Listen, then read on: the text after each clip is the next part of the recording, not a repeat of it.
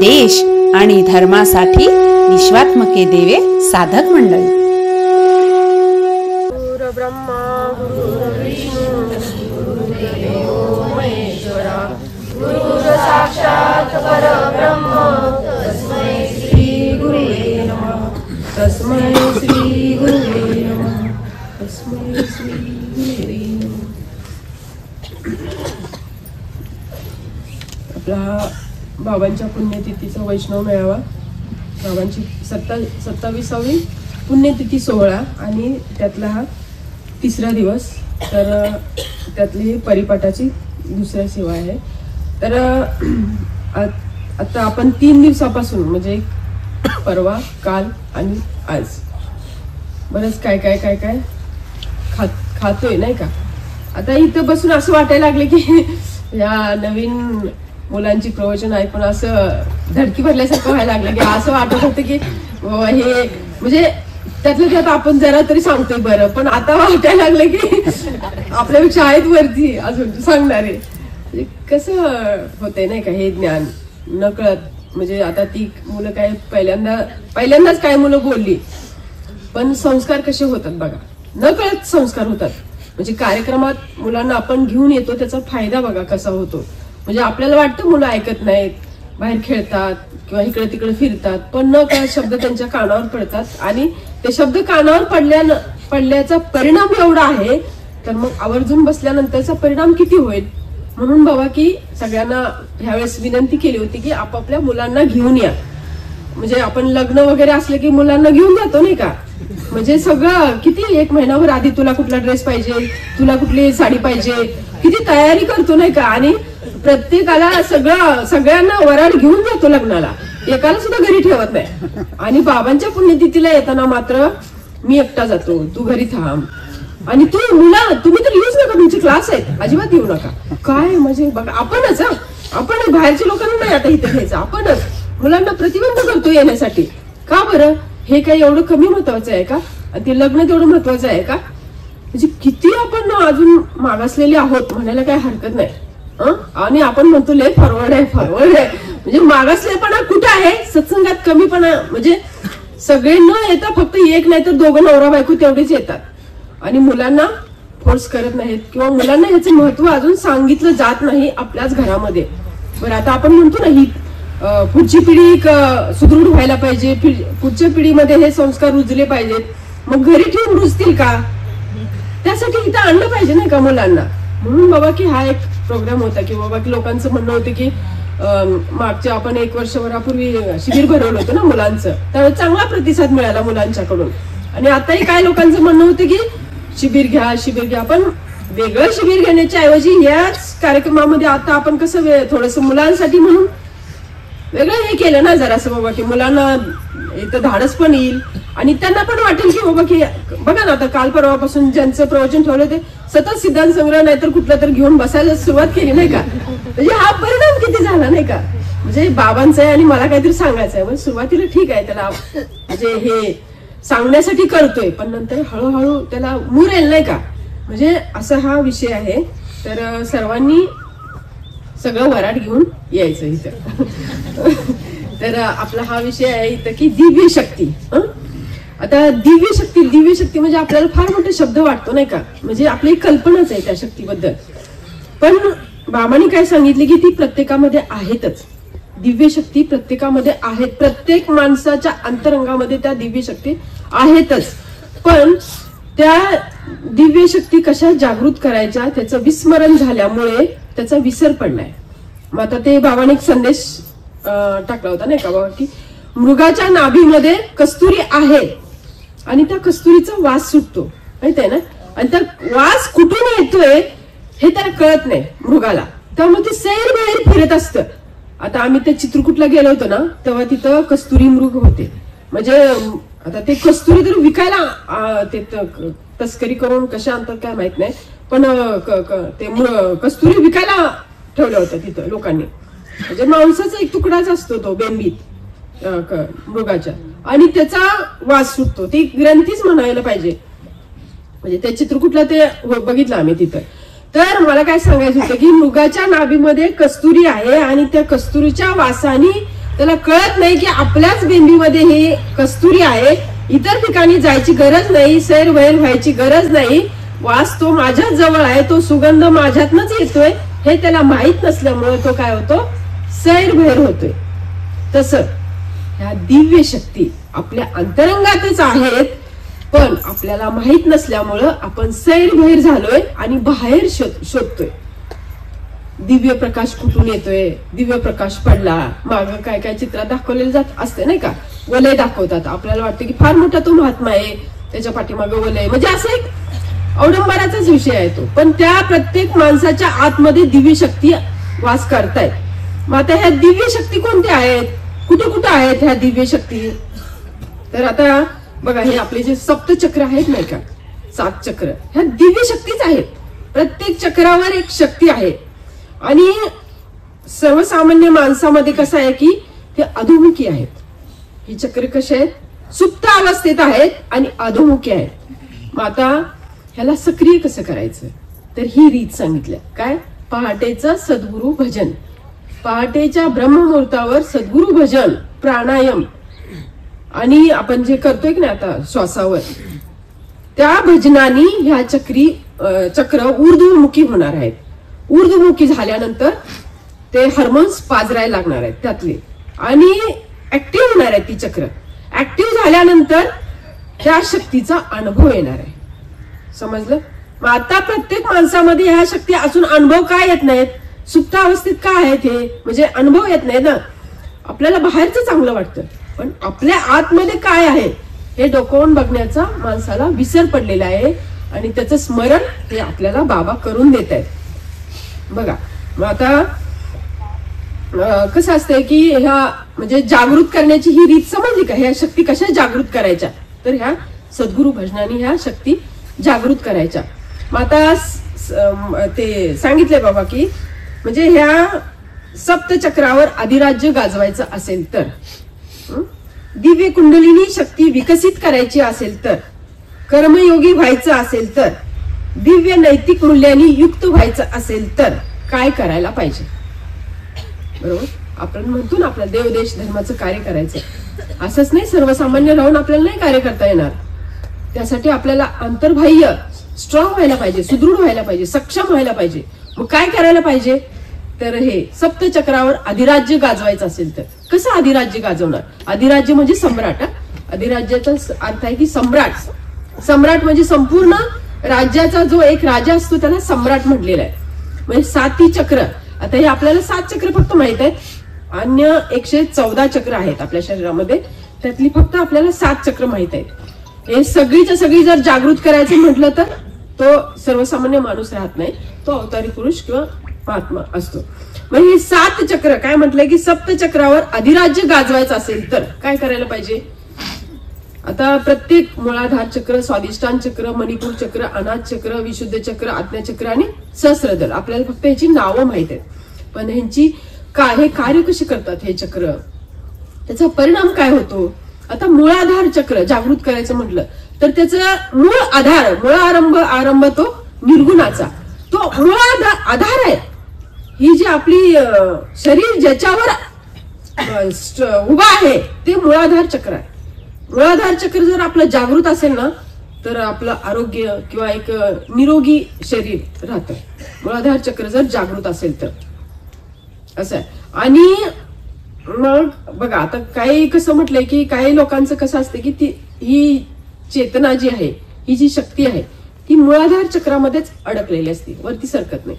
म्हणजे सर्वसामान्य लोकांच्या मध्ये, म्हणजे ते सुद्धा काही लोकांच्या मध्ये जागृत नसतं. म्हणजे आहार, भय, मैथुन आणि निद्रा ह्याच्यामध्येच हे लोक अडकलेले असतात. मग जसं हे आता आपण मार्गदर्शनाखाली, सद्गुरूच्या मार्गदर्शनाखाली ज्यावेळेस याचं चिंतन करू, ज्यावेळेस ही चक्र ऍक्टिव्ह करू, तशी ही चेतना, ही ऊर्जा वर सरकत असते. आणि जशी जशी स्वादिष्टान म्हणजे मी कोण आहे ह्याचं भान होतं.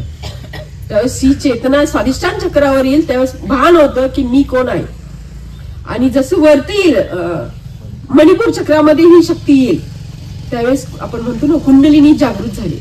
मग आता बऱ्यापैकी आपण म्हणतो कुंडलिनी जागृत होणं आणि कुंडलिनी विकसित होणं हा फरक आहे.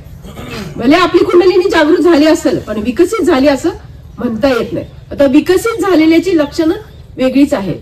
म्हणजे काय म्हणतात, अनंत विश्वाच्या पलीकडच्या ज्या घडामोडी आहेत त्या त्याला समजायला लागतात.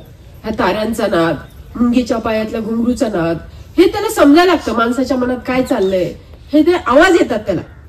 म्हणजे हे अनंत विश्वाच्या पलीकडच्या घडामोडी समजायला लागतात. कधी कुंडलिनी शक्ती जशी जागृत होईल, विकसित होईल तसं. मग ह्याला नित्य नियमित काय करायला पाहिजे? सद्गुरु भजन करायला पाहिजे. भजन टाकून नुसतं झोपल्यावर नाही होणार जागृत. त्यासाठी बसलं पाहिजे. आता बाबांचंच उदाहरण घ्यायचं म्हटलं तर बाबा सांगतात नाही का, म्हणजे अनुग्रह घेतल्यानंतर बाबा कॉलेज शाळेला जायचे नाही का, आणि दुपारच्या वेळेत वेळ असायचा त्यांना. सकाळचं त्यांची शाळा संपल्यानंतर दुपारी वेळ असायचा आणि ते घाटकोपरला सर्वोदय मंदिर आहे तिथं ते जाऊन बसायचे. काय मोठं मंदिर आहे ते, चिंतनाला बसायचे. किती वाजेपर्यंत? 5 वाजेपर्यंत. म्हणजे ही उगच नाही ग्रंथ संपदा तयार झालेली, उगच नाही. म्हणजे ही शक्ती जागृत करणं म्हणजे एक विश्व कल्याणाचं कार्य करण्यासाठी हे केलं पाहिजे नाही का. आणि ते दररोज ही क्रिया त्यांच्याकडून व्हायची. आणि नंतर मग संध्याकाळी बाबा सांगतात की ते भांडूप ना दुसऱ्या नाईट स्कूलला, घाटकोपरला, नंतर नाईट स्कूलला यायची. म्हणजे मधल्या पिरियड मध्ये काय करायचं? सकाळची स्कूल संपल्यानंतर 1 वाजता सुटल्यानंतर 5 वाजेपर्यंत काय करायचं बघा. मग तेवढ्या वेळात ते बाबा तिथं सर्वोदय मंदिर मध्ये बसायचे घाटकोपरचं. ते विचार करा. आणि असं बरेच वर्ष चाललं असेल नाही का. विचार करा. मग आपण असं किती वेळा बसलोय मला सांगा. इथं वैष्णव मेळाव्यातच असेल काय ते मारून मुसलमान. म्हणजे ह्या शक्ती आपल्याला जर विश्व कल्याण कार्य करायचं असेल तर ह्या शक्ती जागृत केल्या पाहिजे. ह्या शक्ती जागृत नाही झाल्या तर आपला सर्वसामान्य देह काही कार्य करू शकत नाही. कारण तो सक्षम होण्यासाठी ह्या शक्ती जागृत केल्या पाहिजेत.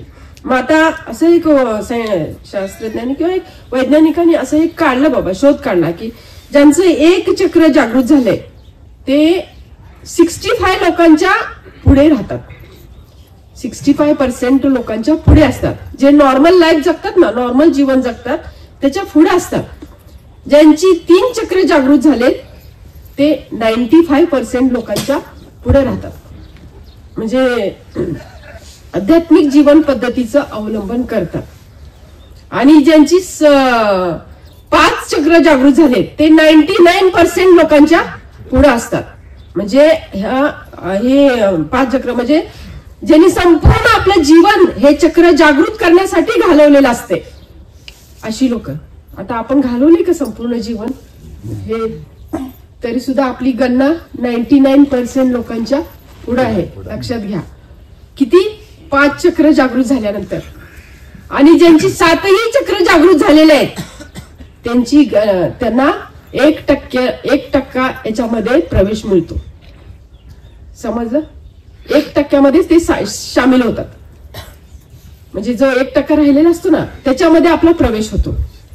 7ही चक्र जागृत झालेले असतात. विचार करा. मग आज आपण कुठं आहोत? थोडं सूक्ष्म विचार करा. बाबांनी कुठल्या लेवलला आणलंय, कसं क्रिया घडून आणली नाही का. म्हणजे आपल्या पहिली इच्छेची नसबंदी केली, तिथं घाला घातला. कारण हे चक्र जागृत व्हायचं असेल तर तुम्हाला निरीच्छित झालं पाहिजे, म्हणजे त्याग करता आला पाहिजे. तेव्हाच ही एक शक्ती आहे. ही एक शक्ती आहेत. आणि ह्या शक्ती हे जे ऋषी मुनी जे संत असतात ना, आता माऊली बघा, आपण म्हणतो ना की माऊलीनी पाठीवर मांडे भाजले, चमत्कार वाटतो नाही का आपल्याला. पण परिस्थितीनुसार त्यांनी ह्या विसोबा खेचर मध्ये बदल घडवून आणण्यासाठी मणिपूर चक्र जागृत केलं. इतकं जागृत केलं की ह्या ब्रह्मांडातली एनर्जी खेचून घेतली. ते योगीच होते ना, योग्यांना काय. आणि पाठीवर मुक्ताईने सहज मांडे भाजली. म्हणजे कसं क्रिया झाली असेल. म्हणजे आपण अजून बघा ना, नाही त्याला महत्व देत नाही एवढं. म्हणजे आपल्याला काय वाटतं तो चमत्कार आहे. चमत्कार नाही येतो. ही ते योग्य क्रिया ही. आणि त्या म्हणजे ही कसं आहे की मणिपूर चक्र म्हणजे सोलार प्लक्सेस, सूर्याकडून येणारी एनर्जी आहे ती, आणि ती ज्यावेळेस एकवटली जाते ना त्यावेळेस तुम्ही काही करू शकता. म्हणजे विश्व कल्याण कार्याच्या हेतूने ही चक्र जागृत किंवा हे शक्ती जागृत करायचे असतात. वैयक्तिक स्वार्थासाठी कधी याचा फायदा होत पण नाही, आणि तसं करायला गेलं तर त्याचा विपरीत परिणाम होतो. बघा म्हणजे असं आहे हे. तर आपला विषय कुठं आला होता की ह्या दिव्य शक्ती म्हणजे माणसामध्ये ह्या दिव्य शक्ती आहेत, पण माणसाने याचा विसर पडल्यामुळे, त्या कशा जागृत करायच्या ह्याचा विसर पडल्यामुळं आपल्याला त्याचा अनुभव येत नाही. मग आता पूर्वीच्या काळी कसं होतं की सतयुगात म्हणा किंवा त्रेतायुगात म्हणा सात्विक गुण जास्त होते नाही का. त्यावेळेस राजस आणि तामस गुण फार कमी होते लोकांच्या मध्ये, सात्विक वृत्तीची लोक होते. त्यामुळे आपसुकच ह्या दैवी शक्ती त्यांच्यात आपोआप जागृत व्हायच्या, आणि त्या दैवी शक्तीच्या जोरावर कार्य करायचे. प्रभू रामचंद्र, भगवान श्रीकृष्ण म्हणजे ह्या दैवी शक्तीच्या जोरावरच त्यांनी कार्य केलेलं आहे नाही का. मग आता काय झालं की हळूहळू जसं जसं काल बदलत आला तसं ह्या दैवी शक्ती कमी होत गेल्या. का? कलियुगाचा प्रभाव वाढत गेला. जसं सात्विक गुण कमी होत गेले, कलियुगाचा प्रभाव वाढत गेला, त्यामुळे राजस गुण तामस गुण वाढत गेले, आणि माणसाचं काय झालं की निसर्गाशी संबंध तुटत चालला. का? माणूस हा म्हणजे सात्विक गुण कमी होत गेले नाही का, राजस आणि तामस गुण वाढत गेले, त्याच्यामुळं त्याच्यामध्ये आणि कलियुगाचा प्रभाव आणि गॅजेट्स आले ना, मोबाईल आला, लॅपटॉप आलं, टीव्ही आली, त्याच्यामुळं माणसाचं काय झालं, निसर्गाचा संबंध कमी होत गेला. जसा निसर्गाचा संबंध कमी होत गेला तसा तो ह्या शक्तीपासून पण दुरावत गेला, शक्तीचा विसर पडत गेला त्याला. का? तो बिझी झाला ना, इकडं मोबाईल मध्ये बिझी झाला, तो टीव्ही मध्ये बिझी झाला. याला क्रिया बघा. मग आता कसं असतं की निसर्गामध्ये एक ताल आहे, निसर्ग हा आपल्या तालानुसार चालत असतो. म्हणजे आता तुम्हाला एक मेकॅनिझम सांगते. आपल्याला झोप कशी येते माहितीये का? माहितीये? माहित नाही झोप कशी येते ते. रात्री ज्यावेळेस आपण झोपतो त्यावेळेस आपलं मन ह्या निसर्गाच्या प्रवाहाच्या शक्तीशी जोडलं जातं. मन ज्यावेळेस आपण झोपतो त्यावेळेस निसर्गाची प्रवाहाची एक शक्ती आहे, तो अनाहत नादाचा एक प्रवाह आहे, आणि त्या प्रवाहाच्या शक्तीशी आपलं मन जोडलं जातं. म्हणजे त्या अनंत विश्वाचा जो एक प्रवाह आहे ते शक्तीचा प्रवाह, त्या प्रवाहाशी जोडलं जातं आणि आपण शांत झोपतो. आणि ज्यावेळेस आपल्याला अशी शांत झोप येते त्यावेळेस आपले आजार समूळ नष्ट होतात. आज माणसाला झोप येत नाही, त्याच्यामुळे बिमारी वाढलेली आहे, आजार पण वाढलेला आहे. का? ताल चुकलाय, ताल चुकलाय निसर्गाचा, आणि त्याचा ताल चुकलाय. आता हे ज्यावेळेस रात्रीचं जे झोपेमध्ये घडतं काय, सगळेजण we all are vibrant at one level, सगळेजण एका लेवल मध्ये कंपन पावत असतात. रात्रीचं झोपेमध्ये निसर्गाच्या तालाशी जोडले जातात. म्हणजे हा एक खूप मोठी एक सुंदर अशी घटना आहे बघा ना. आणि मग संत महात्म्यांना हे गवसलं, पण त्यांनी हे रात्रीचं असं घडतंय याचा अर्थ दिवसा सुद्धा घडू शकतं, जागृतपणे सुद्धा हे घडू शकतं. मग त्यांनी जागृतपणे सुद्धा ह्या विश्वाच्या तालाशी, निसर्गाच्या तालाशी कनेक्ट करून घेतलं स्वतःला. समजलं? पण ते आपल्याला नाही जमत आहे. आपण कसं आहे, जागेपणी प्रत्येक जण वेगवेगळ्या लेवलला व्हायब्रंट होत असतो, वेगवेगळ्या लेवलला.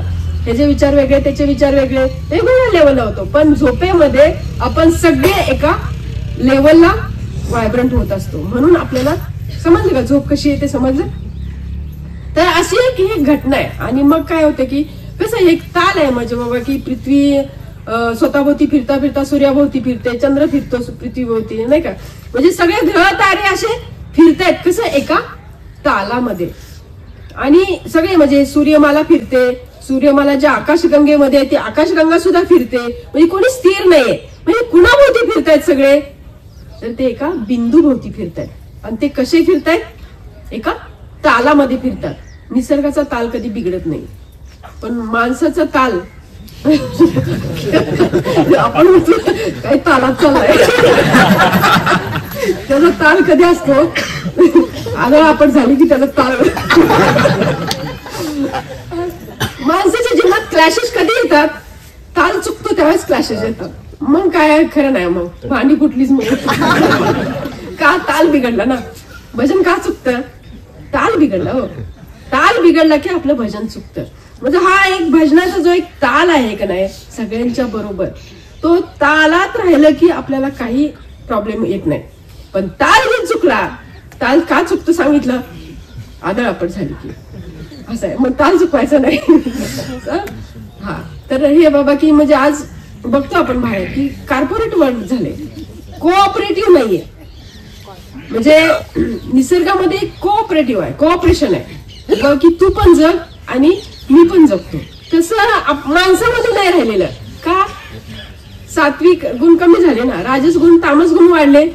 तुझ्या मुंडक्यावर बसून मी मोठा होणार आहे का नाही. म्हणजे प्रत्येक ठिकाणी बघा ना, बाहेर सुद्धा कसं असते की एका ठिकाणी एखादी कंपनी येते, चांगली चालते, तिथं सगळं लोकसंख्या वाढते, परत तिच्या उरावर दुसरं कोणतरी येतं, दुसरी कंपनी येते, परत तिला ती बंद करावं लागते ना पहिल्याला.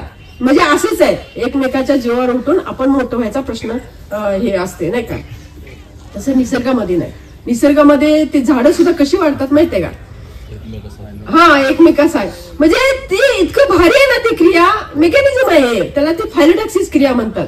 म्हणजे झाडाची फांदी सुद्धा कशी वाढते, एक अशी वाढली की एक असं वाढतं.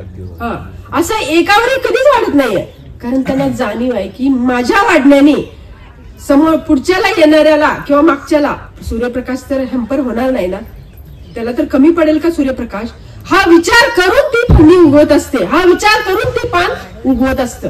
एवढा बारीक विचार आहे निसर्गामध्ये, इतकं सुंदर आहे ना. मग त्या तालाशी जर आपण जोडून घेतलं तर कुठं आपण, मला सांगा ना, किती म्हणजे आनंदी आनंदच आहे नाही का. पण नाही ना, का हा राजस तामस गुणाचा प्रभाव आहे. आणि मग ताल का चुकतो समजलं का. म्हणजे हे सगळं कॉर्पोरेट झालेलं आहे बाबा की एकाला मारायचं आणि आपण मोठं व्हायचं.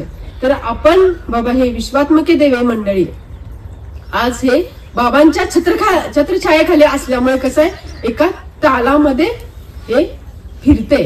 सगळ्यांची भजनं आज येतात. मग एखाद्याचं चुकतं त्यावेळेस हा उपद्रव सगळ्यांना होतो, सगळ्यांना उपद्रव होतो. बघा ना, विश्वामध्ये जर एखाद्याचा जर ताल चुकला तर काय काय होईल मला सांगा, विचार करा. नाही होते, असं होतच नाहीये, फक्त त्या माणसामध्येच होते तसं. म्हणून बाबा की बाबांनी आज ते ओळखलं आणि आपल्याला कुठं नेऊन ठेवलंय, चला निसर्गाकडे चला, चला बॅक टू द नेचर. निसर्गामध्ये नेलं आज. गोपालन हे, चला परत या, घरातनं बाहेर निघा, तुम्ही घरातनं बाहेर निघा, घरात बसू नका, एसी मध्ये बसू नका, पंख्याखाली बसू नका. त्यांनी ते ओळखलं निसर्गामध्ये काय काय आहे ते. बाबांचा तो एक मेसेज आहे नाही का, घरात केलेला जप चांगला आहे, फायदा होणार. जप केला म्हणजे काहीतरी थोडाफार फायदा होणार त्याचा. त्याच्यापेक्षा तीर्थक्षेत्री केलेला जप त्याच्यापेक्षा 100 पटीने जास्त फायदा होणार. आणि वनात केलेला जप 1000 पटीने त्याचा फायदा होणार आहे. आणि वनात आणि गायीच्या सानिध्यामध्ये. मग आता हे कसं होतं बघा ना, घरात आता झाला तो विषय की घरामध्ये मला सांगा ना, सकारात्मकता किती असते हो. एकाच्या डोक्यात एक विचार असतो तर दुसऱ्याच्या डोक्यात दुसरा विचार असते. म्हणजे ताल असतो का घरामध्ये, असते का ताल. 2 माणसं असते, ती याचा एक ताल त्याचा एक. पोरं असतील तर पोरांचा वेगळाच ताल, कुणाचा कोणाला मेळ नाही तालाचा. आणि घरात कसं जप करणार सांगा ना. म्हणजे अशी कंडिशन आहे. तरी सुद्धा म्हणजे बाबांचा उद्देश काय की तुम्हाला नेचर मध्ये न्यायचा, निसर्गामध्ये न्यायचा उद्देश काय आहे बघा. मग झालं ठीक आहे बाबा, तरी पण काय मंडळी घरामध्ये करतो म्हणतात, त्यांचं त्यांना माहित. आता तीर्थक्षेत्री आहे, आता तीर्थक्षेत्री जेव्हा जाऊ तेव्हा आहे का नाही, वर्षातनं 2 वर्षातनं एकदा काय त्या तीर्थक्षेत्राला जे काही चैतन्य मिळालं असेल त्या चैतन्याचा आपल्यावर परिणाम होतो. नाही असं नाहीये. म्हणजे म्हणले बाबा की घरातल्यापेक्षा तिथं भारी. त्याच्यापेक्षा वनामध्ये, आता वनामध्ये तुम्ही जर झाडांच्या संगतीमध्ये जर जप करत असाल, जप होतोच आपोआप, असं बसायची पण गरज लागत नाही. आणि जरी बसला, अनुसंधान साधलं तरी सुद्धा 1000 पटीनं त्याचा परिणाम जास्त होतो. कसा होतो बघा. आता आपण तर अनुसंधानावर साधतोय कारण निसर्गामध्ये सहज अनुसंधान साधलं जातं. कारण निसर्ग हा प्युअर आहे, शुद्ध आहे निसर्ग. आणि अशा शुद्ध ठिकाणी आपोआप सहज, आपण म्हणतो ना, सहज लक्ष श्वासावर जातं, सहज लक्ष श्वासावर जातं बघा निसर्गामध्ये. आणि ह्याच्या बरोबर आपली जो प्राणायाम आहे ना, प्राणायामाची ऊर्जा वाढत राहते निसर्गामध्ये. आणि त्याचबरोबर झाडांच्याकडून एक बायो एनर्जी म्हणून आपल्याला मिळत असते. म्हणजे झाली का, डबल झाली का आपली प्राण ऊर्जा आणि झाडांच्याकडून मिळालेली बायो एनर्जी ऊर्जा डबल झाली. आणि त्याचा परिणाम असा होतो की आपल्या नर्व्स सेल्स इतक्या ऍक्टिव्ह होतात की आनंदी वातावरण, ऑक्सिटोसिन म्हणून एक लव केमिकल आहे ते पाजरायला सुरुवात होतं. आणि हे आपले जे निगेटिव्ह केमिकल असतात ना त्याची लेवल कमी होते. म्हणजे घरामध्ये हे निगेटिव्ह केमिकल जास्त पाजरतात. म्हणजे सिरोटोनिन आणि नाही ऍड्रिनालिन ते आहे ना, त्याच्यामुळे मग असं आजारपण का वाढतं बाबा, की ते निगेटिव्ह केमिकल घरामध्ये जास्त पाजरतात. आणि निसर्गामध्ये आल्यानंतर हे लव केमिकल, ऑक्सिटोसिन म्हणून एक लव केमिकल आहे ते पाजरायला सुरुवात होतं. आणि त्याच्यामुळे जास्त आनंद होतो, जास्त आनंद वाटायला लागतो निसर्गामध्ये. बघा कशी क्रिया आहे. म्हणून मग घरातनं बाहेर पडायला पाहिजे का नको, कुठं बसायला पाहिजे, कुठे यायला पाहिजे, झाडांच्या. ठीक आहे तुम्ही डोंगरावर येऊ नका, मी म्हणते एखाद्या पार्क मध्ये आपल्या घराच्या समोर एखादं झाड असेल, चिंचेचं झाड असेल, वडाचं झाड असेल, पिंपळाचं झाड, त्या झाडाखाली खुर्ची टाकून बसा. नाही तुम्हाला डोंगरावर चालणं होत हे होत. पण हे कसं आहे, घरामध्ये एकतर ऑक्सिजनची लेवल कमी असते, सगळं निगेटिव्ह वातावरण असते बऱ्यापैकी. मग तिथं चिंतन होतंय नाही होतंय आता माहित नाही. पण ज्या निसर्गाचा तर हा निसर्गामध्ये तर हा अनुभव आणून दिलाय बाबांनी आणि आपण प्रत्येक जण हा अनुभव घेतोय. आणि दुसरी गोष्ट की निसर्गामध्ये एक निसर्गाची भाषा आहे की नाही, लँग्वेज ऑफ सायलेन्स त्याला म्हणतात, परावानी. ती परावानी आपल्याला कळू लागते. निसर्गाची भाषा म्हणजे प्राण्यांना भाषा कळते नाही का. म्हणजे ह्या वर्षी पाऊस किती पडणार आहे, त्या कावळ्याला चिमणीला कळतं की ह्यावेळेस घरटं कुठं बांधायचं. ह्यावेळेस म्हणजे आधीच ते अनुमान लावतात, ह्या वर्षी पाऊस जास्त पडणार आहे कमी पडणार आहे, त्यानुसार ते त्यांचं घरटं बांधत असतात. म्हणजे झाडाच्या टोकाला बांधायचं घरटं की झाडाच्या आतमध्ये बांधायचं जिथं जास्त हे आहे तिथं, हे त्यांना कळतं का, त्यांनी परावानी म्हणजे निसर्गाची भाषा त्यांना अवगत असते का, ते निसर्गामध्येच राहत असतात ना. आणि बाबांचा उद्देश हाच आहे की चला निसर्गामध्ये चला, ही भाषा कळून घ्या, परावानी समजून घ्या. परावानी म्हणजे कसं आहे की त्याच्यामध्ये वाद पण नाही आणि संवाद पण नाही, पण भाषा आहे. मग ती भाषा आपल्याला कळू लागते. आणि कसं आहे, मग आता ही ती भाषा ना माणूस टॅप करायचं विसरून गेलाय आणि त्यामुळे मेंदूतला तो कप्पाच बंद झालाय. मेंदूतला तो कप्पा बंद झाला ना, कारण तो माणूस ती फ्रिक्वेन्सीच विसरलाय. ती भाषा टॅप करायची जी फ्रिक्वेन्सी असते ना, तो फ्रिक्वेन्सीच विसरून गेलेला आहे. का, त्याच्या हातात सतत गॅजेट्स आहेत, सतत टीव्ही समोर आहे, सतत घरातल्या एसी मध्ये पंख्यामध्ये बसून आहे. आणि त्याच्यामुळे माणसामध्ये आजारपण वाढायला कारणीभूत हे आहे, निसर्गाशी संबंध तुटलाय. मग पूर्वीची लोक कसं त्या ब्ल्यू झोन मध्ये राहत होते ना, म्हणजे निसर्गाच्या सानिध्यात राहत होती, त्यामुळे ते 100 वर्षापर्यंत काय त्यांना आजारपण वगैरे काही नव्हतं, गुडघेदुखी पाठदुखी असं काही नव्हतं. पण हल्लीच्या काळामध्ये हे का वाढलंय, तर हे त्याला कारणीभूत आहे. तर मला काय सांगायचं होतं की ही म्हणजे दिव्य शक्ती, आपला हा विषय चाललाय नाही का बाबा की दिव्य शक्तीवर. मग हे ब्रह्मदेवानी काय केलं की हा आता म्हणलं नाही का दिव्य शक्तीचं आपल्याला विस्मरण पडलेलं आहे. मग आता पूर्वीच्या काळी ह्या दिव्य शक्ती माणसाकडे होत्या, कारण त्याच्याकडे सात्विक गुण असल्यामुळे ह्या दिव्य शक्ती त्याच्याकडे आपसुकच जागृत होत्या. पण जसं जसं काल गेला तसं तसं ह्या दिव्य शक्तीचं त्याला विस्मरण होत गेलं. आणि ह्या कलियुगाच्या प्रभावामुळे माणूस काय करू लागला की त्या दिव्य शक्तीचा विपरीत पण उपयोग करू लागला. म्हणून ब्रह्मदेवानी काय केलं की त्या दिव्य शक्ती काढून घेतल्या त्याच्यातल्या, कारण ह्या कलियुगाच्या प्रभावामुळे तो नको तिथं त्याचा वापर करू लागला त्या दिव्य शक्तीचा. आणि त्यामुळे मग ब्रह्मदेवाला काळजी पडली बाबा की हे कुठे लपवायचे ह्या दिव्य शक्ती. हा माणूस असा आहे की आकाशात ठेवल्या लपून तर तिथं जातोय तो, सागरात ठेवल्या लपून तर तिथं पण जातोय तो, मग आता हे लपून ठेवायचं कुठं. मग त्याने एक युक्ती काढली, ह्या दिव्य शक्ती माणसाच्या अंतरंगातच लपून ठेवल्या, त्याला कळू न देता. कुठे लपवल्या, अंतरंगातच लपून ठेवल्या. पण माणसाला माहितच नाही, माणूस बाहेरच बघतोय नुसता, काय त्याला वाटतं की हे चांगलं आहे ते चांगलं आहे, हे केल्यावर असं होईल ते केल्यावर तसं होईल. अरे बाबा तुझ्या आतमध्येच आहे ते सगळं. हे बघा ब्रह्मदेव या युक्तीमध्ये सफल झालाय. सफल झाला. त्यानं बरोबर आयडिया केली की हे बाहेर ठेवलं तरी शोधून काढेल कुठं तरी.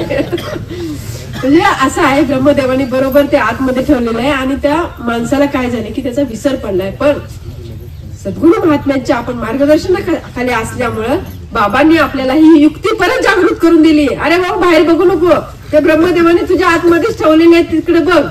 त्या शक्ती तुझ्या आतमध्येच आहेत, तिकडे बघ. आणि त्या शक्ती जागृत करण्याची रीत सुद्धा बाबांनी शिकवल्या की रोज पहाटेच्या ब्रह्ममुहूर्तावर हे सद्गुरू भजन करून ह्या शक्ती जागृत करायच्या आहेत. आणि शक्ती जसं जागृत होतील तसं ह्या शक्तीचा उपयोग आपण विश्व कल्याण कार्यासाठी करू. तर असा हा विषय आहे. बर, आता काय पुढचं काय आहे की दिव्य कुंडलिनी शक्ती विकसित करायची असेल तर झाला विषय तो. कर्मयोगी व्हायचं असेल तर कर्म करून निष्कर्म स्थितीत कसं जायचं किंवा निर्धारित कर्म कसं करायचं. नाहीतर माणसाला लगेच मी पण येतो नाही का. थोडीशी जरी जाणीव झाली तरी तुम्ही कर्मयोगी नाही म्हणता येणार त्याला, नाही का. कर्म करून कर्मापासून अलिप्त राहणं म्हणजे हे संत महात्मे असतात ना, म्हणजे गुमनाम, कुणाला काय पत्ता लागू न देता कार्य करत राहतात. वाटणार पण नाही की ही संत आहेत आणि ही म्हणजे कार्य कर असं आहे. म्हणजे असं लपून छपून कार्य केल्यासारखं, पण कार्य तर अवाढव्य असतं. म्हणजे ईश्वराच्या सुखासाठी, भगवंताच्या सुखासाठी असं कार्य चालू असते. पुन्हा दिव्य नैतिक मूल्यांनी युक्त व्हायचं असेल तर काय, दिव्य नैतिक मूल्यांनी युक्त व्हायचं असेल तर. आता दिव्य नैतिक मूल्य बाबांनी श्यामबालेमध्ये हे सांगितलेलं आहे बाबा, 7 तत्व. काय आनंद प्रस्तावित बघा, दिव्य नैतिक मूल्यांनी युक्त व्हायचं असेल तर काय केलं पाहिजे, मूल्य माहित पाहिजे. आणि त्यासाठी ही पहाटेचं सद्गुरू भजनच आहे. काय पहिलं आनंद प्रस्थापित करणे, प्रेम प्रसारित करणे, एकत्वाचा अनुभव, चांगला विचार करणे, देहाची गुप्तता राखणे, मन बुद्धी शरीर एक ठेवायचं आणि समाधानाला मर्यादा राखणे. बघा, आनंद प्रस्थापित करणे, परम सुख परमानंद हे एक अद्भुत अलौकिक एक विशिष्ट अशी शक्ती आहे. परम सुख परमानंद, आणि ते कुठं प्रस्थापित करायचंय, आपल्या आतमध्ये प्रस्थापित करायचंय, आपल्या हृदयात प्रस्थापित आनंद प्रस्थापित करायचंय. मग आता बघा ना, आपण म्हणजे हे आनंद म्हणजे आपण काय प्रस्थापित करतो आतमध्ये, दुसरंच असते नाही का काहीतरी. आपल्या प्रापंचिक आपण हृदयामध्ये काय ठेवतो आपण, आहे का नाही, दुसऱ्याच गोष्टी असतात नाही का. जानू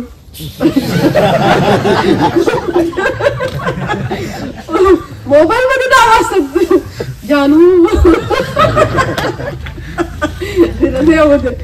नाही ना बाबा. हे परम सुख परमानंद हे जर हृदयामध्ये प्रस्थापित केलं तर आपण तेच बाहेर देऊ ना लोकांना, बरोबर आहे का नाही. मग ह्यासाठी काय केलं पाहिजे, भजन केलं पाहिजे.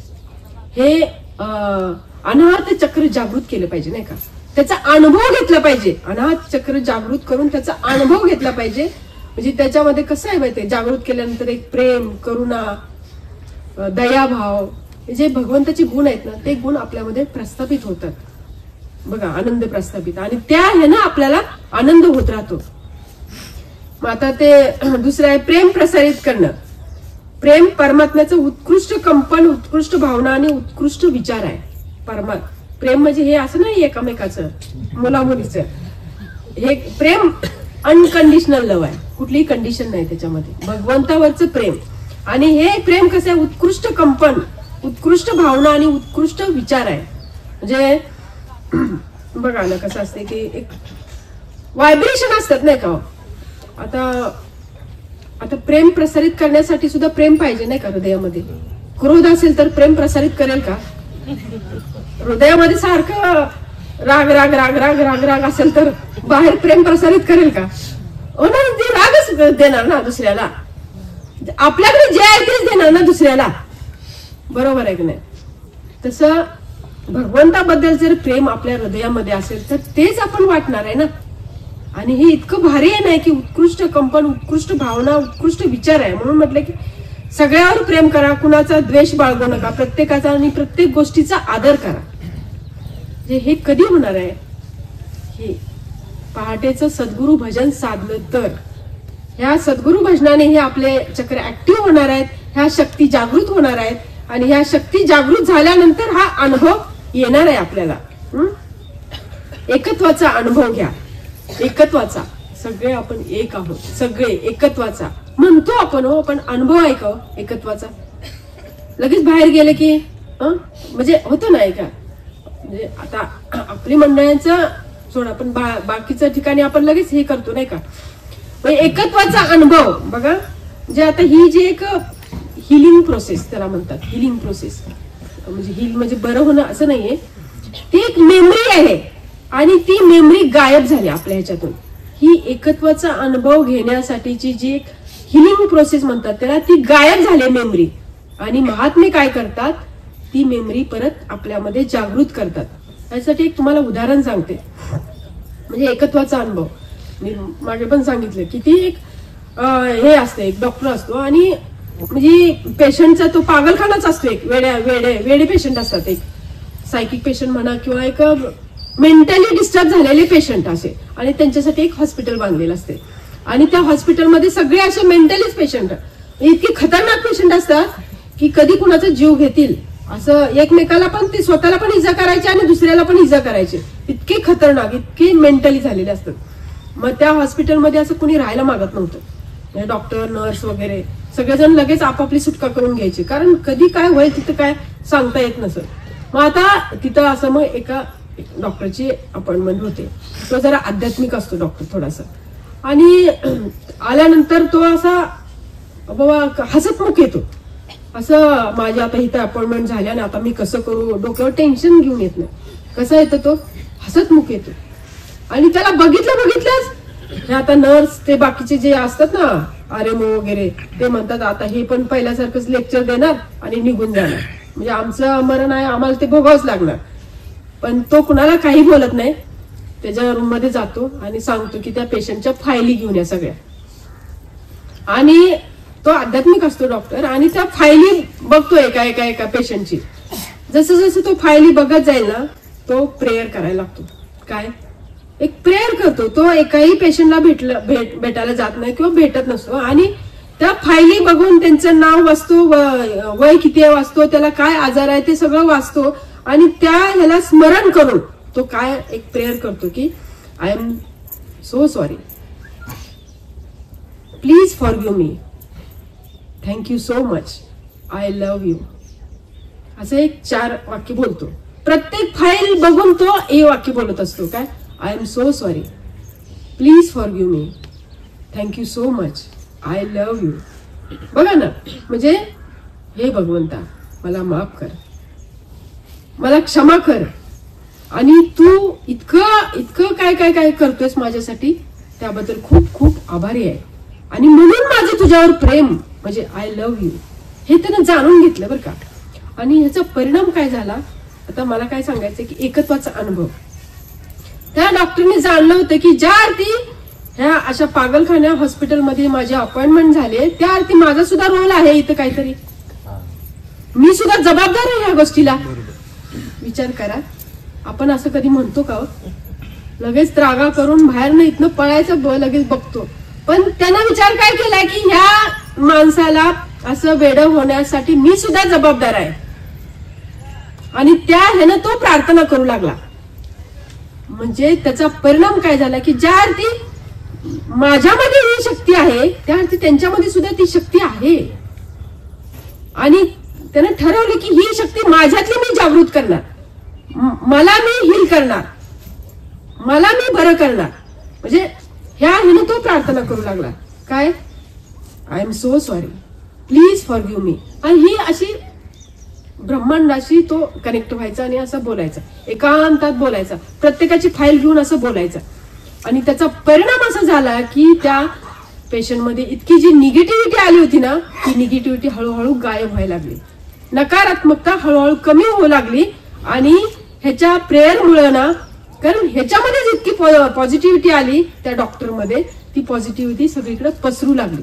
आणि ह्याचं बघून मग ते बाकीची पण लोक करू लागली ना, नर्स सिस्टर ज्या होत्या ना तिथं, ते डॉक्टर वगैरे, ते पण ते प्रेयर करू लागले.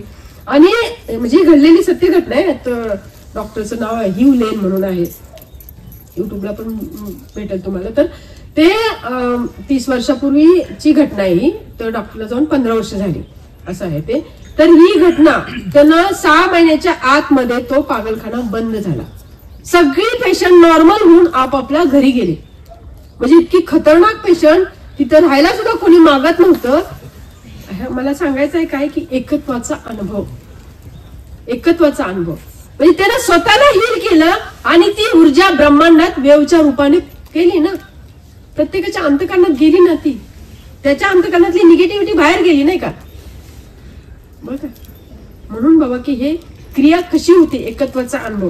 म्हणून हे म्हटलंय की बाबा की कुणाचा द्वेष बाळगू नका, प्रत्येकाचा आणि प्रत्येक गोष्टीचा आदर करा. शंभला नगरीशी अनुसंधान ठेवा. शंभला नगरीशी, त्या डॉक्टरने काय केलं तेच केलं की शांबला नगरीशी अनुसंधान साधलं. आता शांबला म्हणजे काय, एनर्जी. आतल्या जे आपली जी एक एनर्जी आहे त्या एनर्जीशी अनुसंधान साधलं तो. भावनिक व अवैचारिक पातळीवर राहू नका, प्रेम वाढवत राहा. दुसऱ्याबरोबर ईर्ष्या न करता स्वतःशीच ईर्ष्या करा. उलट होते नाही का आपल्या बाबतीत, स्वतःची ईर्ष्या करायला गेलं तर लय प्रगती होईल नाही का आपल्या, पण आपण दुसरीची ईर्ष्या करून अजून आपली अधोगतीच करून घेतोय नाही का. हे गुण काय कधी लिहिलंय सिद्धांत संग्रह 2008 सालचं आहे, तेव्हा हे झालं होतं, प्रकाशन झालं होतं. बघा हा एकत्वाचा अनुभव, समजलं एकत्वाचा अनुभव कसा. म्हणून बाबा की चांगला विचार, पुढचाच आहे बघा, चांगला विचार करणे. पुढचंच तत्व आहे, चांगला विचार करणे. हाय म्हणजे हा एकत्वाचा अनुभव आला तर विचार चांगले आपोआपच पुरून पावणार आहेत नाही का. म्हणून आता ह्याला पण बघा ना, चांगला विचार करा, चांगला विचार करा. बाबा नेहमी सांगतात नाही का, श्रीपाद बाबांचे पण कीर्तनातनं आपण ऐकलंय नाही का, बारीक विचार केला तर, चांगला विचार केला तर. अगदी 2-2 मिनिटाला ती वाक्य आपल्याला ऐकायला मिळतात नाही का. मग आता आपण ते सूक्ष्म एवढं घेत नाही का, चांगला विचार केला तर. म्हणजे सहज आपण बोलून जातो, सहज ऐकून जातो, पण त्याच्यावर जास्त विचार करत नाही. पण आता इथं चांगला विचार केला तर बघा त्याची पण एक क्रिया सांगते, कसं आहे मेकॅनिझम कसं असते बघा. चांगला आपण आता बाबाने आपल्याला बोध केला नाही का, तुम्हीच ब्रह्म आहात, बोध केला नाही का. तुम्ही सोन्यावर पिवळे आहात, बोध केला नाही का. तुम्ही अद्भुत आहात, तुम्ही महान आहात, हा बोध आहे नाही का. त्या महात्म्याने आपल्याला कुठे आणून ठेवलंय, तुम्ही महान आहात, तुम्ही अद्भुत आहात, तुम्ही सोन्याहून पिवळे आहात, तुम्ही ब्रह्म आहात. तुमच्यासारखं कुणीच नाहीये ह्या जगामध्ये, तुमच्यापेक्षा कुणी म्हणजे कुठलीही गोष्ट मोठी नाहीये, इतकं हा बोध केला नाही का. पण आपण हा बोध जर घेतला तर बघा ही क्रिया कशी होते. एक आपला हा देह मुळात 5 तत्वांनी बनलेला आहे, पृथ्वी, आप, तेज, वायू, आकाश. हा बोध बाबांनी सोडला नाही का, हा तो बोध वायू तत्वानी ग्रहण केला.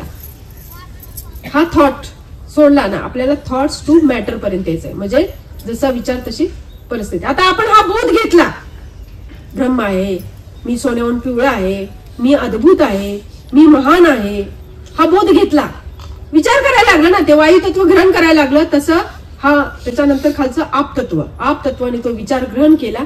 विचार ग्रहण केला तसं त्याच्या म्हणजे तो विचार सॉलिडिफाय व्हायला लागला ना, घनरूप म्हणजे परिस्थितीच्या तिकडे झुकला ना तो विचार, जसं ग्रहण केला तसा.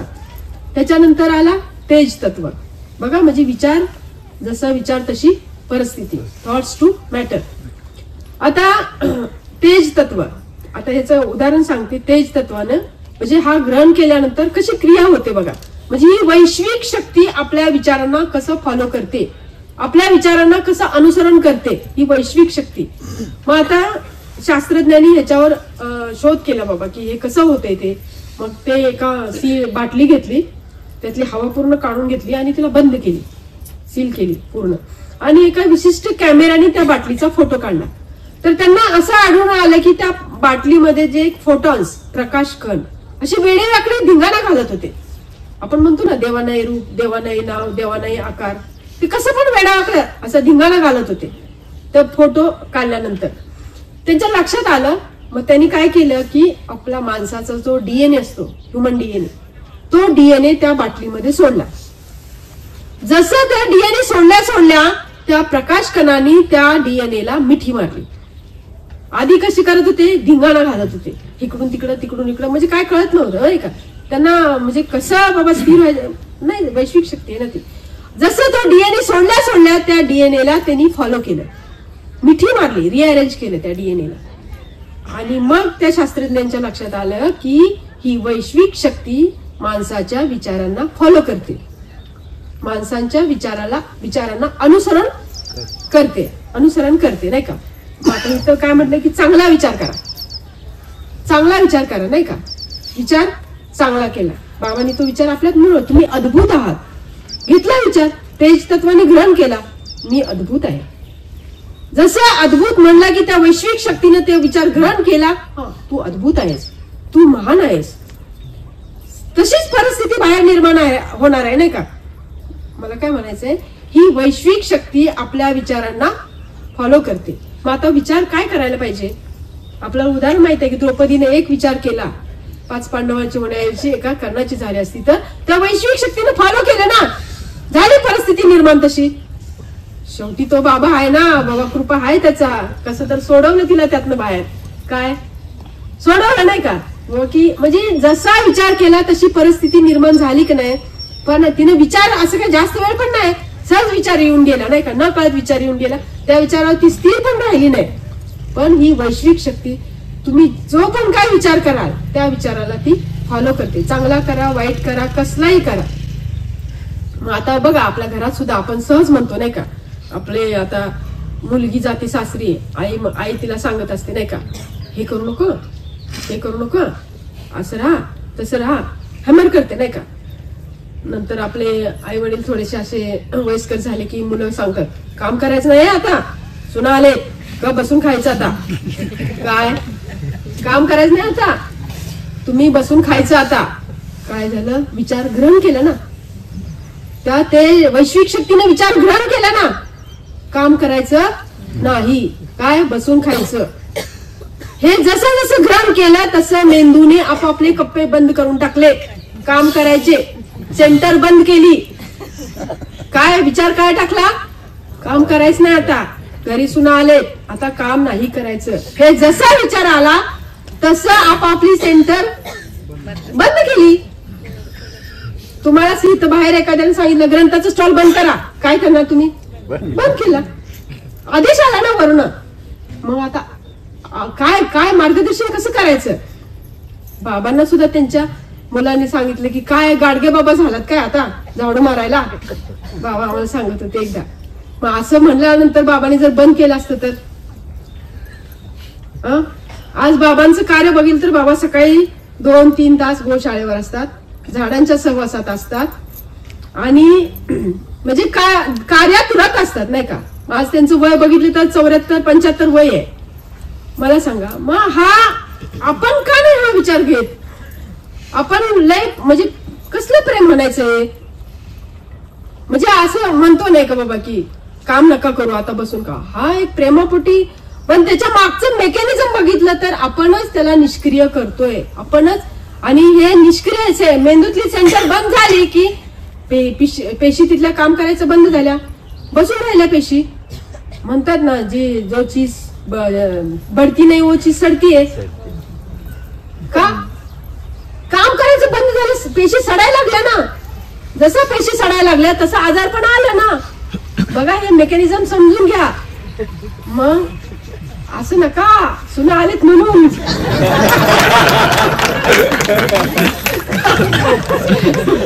काम करायचं. पण असं पण नाही की असं पण नाही की सगळं काम असं नाही, पण तुम्ही कार्यात रत राहा. हा असं काही घरातलंच काम केलं नाही पाहिजे. साधू संतांचं कार्यात रत व्हा, गोशाळेत रत व्हा, झाडांच्या कार्यात रत व्हा, पण जोडून घ्या. नवीन नवीन कार्यात रत व्हा. नवीन जसं जसं कार्यात रत राहू तसं नवीन न्यूरॉन्स डेव्हलप होतात आणि ते ऍक्टिव्ह होतात आणि तुम्ही अजून फ्रेश होतात. मग ते म्हटलंय ना की जो गायीच्या सहवासात, झाडांच्या सहवासात असते त्याची एजिंग प्रोसेस रिव्हर्स होते. वय काय होतं, माघारी यायला लागतं, वाढत नाही वय. म्हणजे ऍक्च्युली वय वाढतं, म्हणजे म्हणतो ना आपण 73 झाले, 74 झाले, 75 झाले, पण प्रत्यक्ष दिसायला ती व्यक्ती खूप कमी वयाची दिसते. आणि हे शास्त्रज्ञांनी सिद्ध केलेलं आहे. तुम्ही जेवढ्या झाडाच्या सहवासात राहाल तेवढं ती बायो एनर्जी, आपली प्राण ऊर्जा, ह्याच्यामुळे काय होते की एजिंग प्रोसेस रिव्हर्स होते. आणि म्हणून पूर्वीची लोक, ब्ल्यू झोन मध्ये राहणारी लोक 100-100, 102, 115 वर्ष का जगत होती आणि अशी टणटणीत जगायची. का? निसर्गाच्या सानिध्यात. राहायची. म्हणून बाबा की आणि चौथा आपला मुद्दा होता की गायी एक सकारात्मकतेचं प्रतीक आहे, एक संजीवनी आहे. तिच्या सहवासात जरी खुर्ची टाकून जरी बसला तिथं तर तुमच्यातले सर्व दोष शोषून घ्यायची तिच्यामध्ये ताकद आहे. इतकं वात्सल्य, इतकं प्रेम आहे तिच्यामध्ये. वेळ किती आहे आपलं? 5 मिनिटं आहे ना. तर असं हे आपलं मेकॅनिझम आहे. म्हणजे बाबांच्या विचाराचं आपल्याला मेकॅनिझम समजून घ्यायचं आहे. बघा असं हे मेकॅनिझम समजून घेतलं की मोकळं होते हो. कुठे काही राहतच नाही, गाठी राहतच नाहीयेत. म्हणून हे सप्तचक्र जागृत करायची. आणि सप्तचक्र कशाने जागृत होणार आहे? पहाटेच्या सद्गुरू भजनाने होणार आहे. सद्गुरू भजनामध्ये कारण ऑक्सिजनची लेवल जास्त वाढलेली असते, ओझोन खाली आलेला असतो. त्याच्यामुळं पहिला O2 परत वरून आलेला O3चं विघटन होतं आणि ऑक्सिजनची लेवल 20% वरून 40% गेलेली असते. त्याच्यामुळे जास्त प्रमाणात आपण ऑक्सिजन घेऊ शकतो. तसं आपलं शरीर पेशी तजेलदार होतात, ऍक्टिव्ह होतात. म्हणजे ही मेकॅनिझम आहे. आणि हे जसं जसं आपल्याला समजत येईल. दुसरा एक मुद्दा आहे की वेअर आय एम, आता मी कुठे आहे. बाबा नेहमी म्हणतात ना, सांगतात कुठे आला तुम्ही. मग आपल्याला काय वाटतं की बाबा विसरले वाटतं माझं सांगत आलेलं. मग आपण म्हणतो बाबा हा इथं नाही, तसं नाही ते तसं नाही ते. तुम्ही कुठे आला आता एवढं मी सांगतोय, पण आता तुम्ही कुठे आहे, वेअर आय एम. तर ह्याचा सुद्धा शास्त्रज्ञांनी वैज्ञानिकांनी शोध घेतला की याच्यावर 25 वर्ष एका शास्त्रज्ञांनी स्टडी केला की एनर्जी लेवल म्हणजे आता मेलेल्या माणसाची एनर्जी किती असते?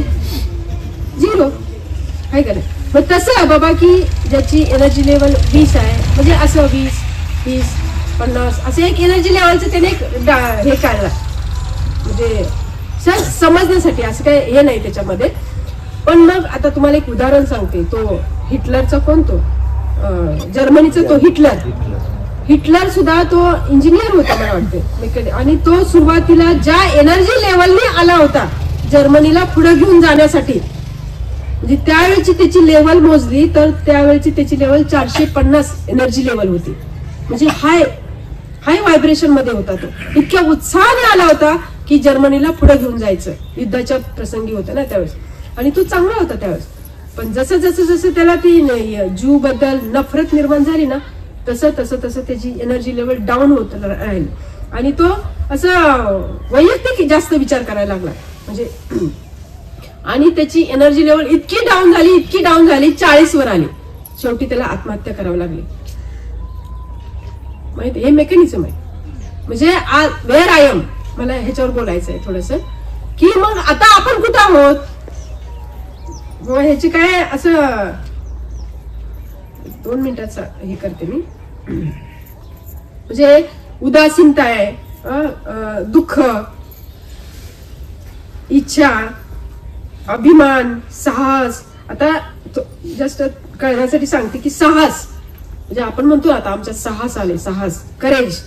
तर ह्या स्थितीमध्ये एनर्जी लेवल किती सांगितले त्यांनी? 200 असते एनर्जी लेवल. म्हणजे आपण आता 0 पासून वर आलो नाही का बाबा की मृत्यूपासून, म्हणजे मेलेल्या माणसाची एनर्जी लेवल 0 असते, त्याच्यातून वर आलो हळूहळू. म्हणजे ह्याच्यामध्ये सुद्धा काय असतं की स्वतःचे अवगुण स्वतः कळू यायला लागतात.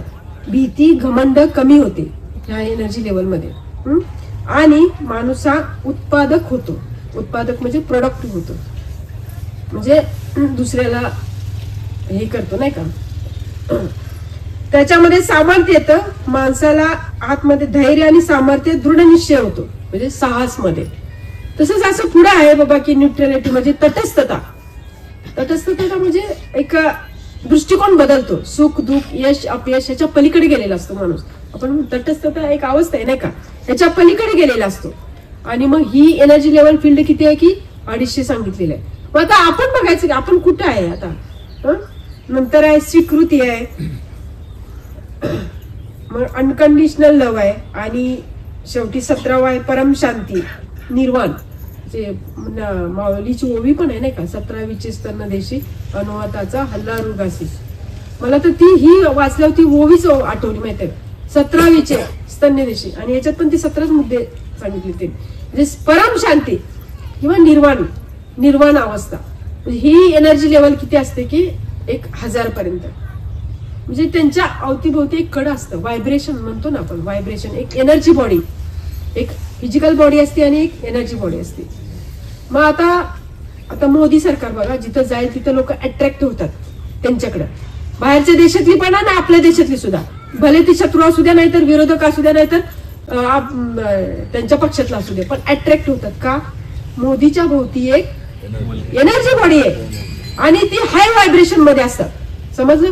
हाय व्हायब्रेशन म्हणजे त्यांची एनर्जी लेवल जवळजवळ 650 ते 1000च्या लेवल मध्ये असते आणि त्यांच्या संगतीत जो कोणी येईल तो अट्रॅक्ट होतो. म्हणजे त्यांना जो कोणी त्यांच्या संगतीत येईल त्याला पण ते बरं वाटतं, सुख वाटतं, आनंद वाटतो अशा व्यक्तीच्या संगतीत आले. आणि ते संत महात्म्यांच्याकडे तो पॉवर असते. आता बाबांच्या संगतीत आल्यावर आपल्याला कसं वाटतं? बरं वाटतं नाही का? म्हणजे ही एनर्जी बॉडी हाय लेवलला असते, हाय व्हायब्रेशन मध्ये राहतं. हाय व्हायब्रेशन आपोआप ते कडं असतं, ते एनर्जी बॉडी, आध्यात्मिक बॉडी म्हणतात त्याला, किंवा आध्यात्मिक शरीर, आध्यात्मिक शरीर आणि भौतिक शरीर.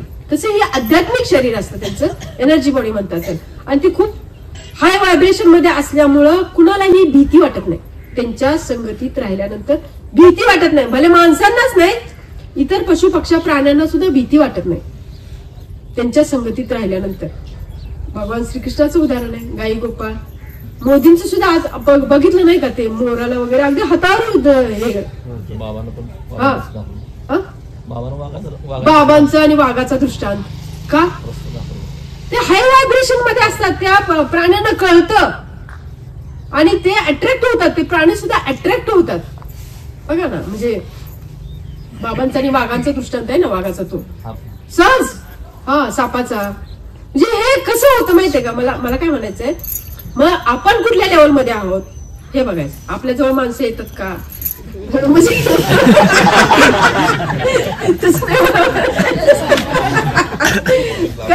आपल्या जवळ आल्या लगेच पळून जातात का? जे लोक सतत चिंताग्रस्त असतात, सतत एन्झायटी, डिप्रेशन, सतत असं काहीतरी ग्रासलेले असतात ना, त्यांची एनर्जी लेवल 20 ते 30 असते. सतत उदासीन असतात, सतत नैराश्य मध्ये असतात, त्यांच्या जवळ जाऊन जायला पण मागत नाही. का? म्हणजे मला काय म्हणायचं, आता बाहेरच्या लोकांचं सोडा, पण आपल्यामध्ये तरी सुद्धा ही एनर्जी लेवल वाढवली पाहिजे नाही का? ह्या विचाराने वाढवली पाहिजे नाही का? नाहीतर उदासीनता घेऊन बसला, इथं काहीतरी डोक्यात घेऊन विचार बसला, माझ्या मुलाचं कसं होईल, मुलीचं कसं होईल, मुलाच्या नातवाचं कसं होईल, मुलीच्या नातवाचं, हे जर विचार घेऊन बसला तर तुमची एनर्जी लेवल वाढेल कसं? ते दुर्गंधी येते. जिथे दुर्गंधी येते तिथं कोण जात नाही. मग असं आहे, मग दुर्गंधी, आता आपण ओळखायचं, वेर आयम. तर असं ह्या मेकॅनिझम आहे बाबांच्या विचारांचं. आणि जसं जसं आपण मेकॅनिझम समजून घेत जाऊ तसं तसं ही आपली सेंटर खुली होणार आहेत आणि आनंद वाटणार आहे. झालेली सेवा सद्गुरूचरणी अर्पण करून सेवेला पूर्ण